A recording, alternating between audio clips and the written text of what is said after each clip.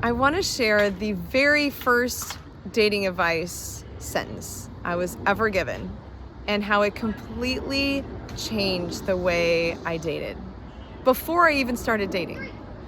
I'm Larissa, the mindful dating coach, and this piece of advice came from my brother-in-law almost 7 years ago.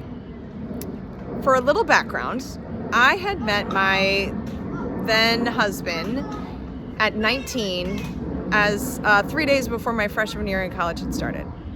Dating was not something I had ever done. So when I started thinking about it, when I started finding myself more confident and feeling safe enough to go and explore this world that I've only seen in movies and my college friends kind of dating. I mean, in college it's not the same. My brother-in-law could tell I might need a little bit of advice. I tended to be one that would fall in love easily, right? They sneeze or they lean or they just say something super cute or the way they laugh. It's just ridiculous how easily I can swoon.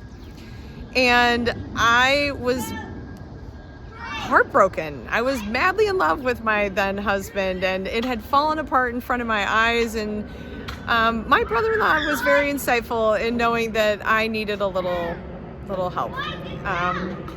And he had dated before he met my sister. So he had a wealth of knowledge and experience that I was very excited to hear his opinions.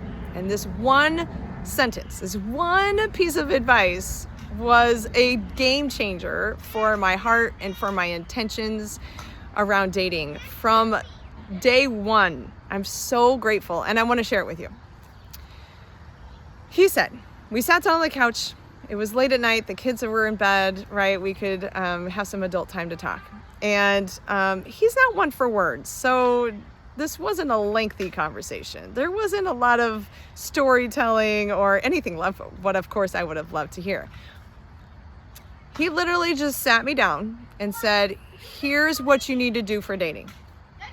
You need to go into each date as if you'll never see them again. Don't plan on it. If it's going well, great. Don't plan on it going on to a second one. If it's not going well, great, because you're not going to see him again anyway, right?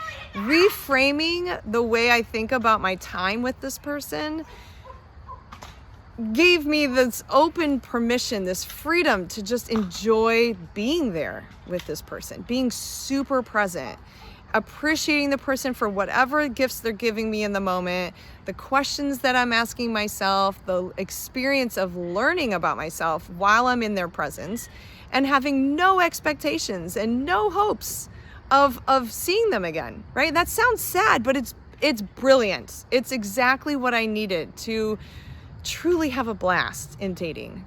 And, of course there were bad dates and there were rude people and, things that didn't feel so great, but having every date for me since what year are we talking about? 5 years ago, has been a meaningful present experience to where I haven't counted on seeing them again. And this has changed my whole mind on dating. It is so enjoyable. I feel deeply connected to the person that I'm sitting there for, even if I know it's not moving forward, right?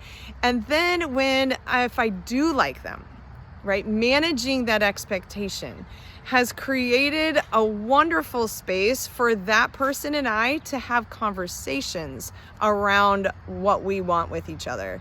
There isn't this anxious attachment texting or this avoidant attachment, where you're pushing away. There isn't any, there isn't as much disappointment because I'm not setting this person up to they need to meet all my expectations. I want to see them next, and these are the things that I want them to do. I hope they ask me to go out on another date.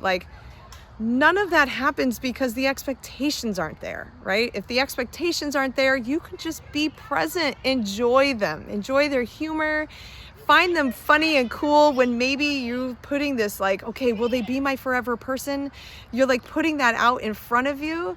When you do that, you're not seeing them anymore, right? You're not being present with them, and you're not noticing the cool things about them, because you're just measuring them up to this future version of your partner that you're hoping to, celebrate or just cross off and get rid of, right? That's not cool. That's not how we treat other humans. And so having this statement, go on every date as if you will never see them again, right? If you don't plan on seeing them ever again, and if you do want to see them again, you can say it. You can speak up for that desire. You can say, hey, I had a really nice time. I'd really like to do this again. What do you think? They say no. Okay, no expectations. They say yes, awesome. Go on the second date. No expectations. Don't plan on seeing them anytime after the second date.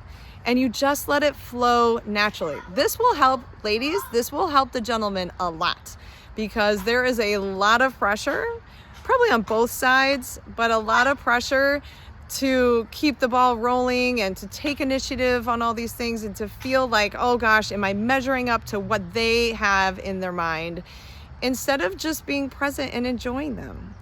So let me know in the comments below what you think about that statement. Has anybody used that before? How is it working out for you? And if you haven't, give it a try. See how hard it is to go on a date, and see how it changes the date, like what you experience, what you notice within you, and how it changes your dates.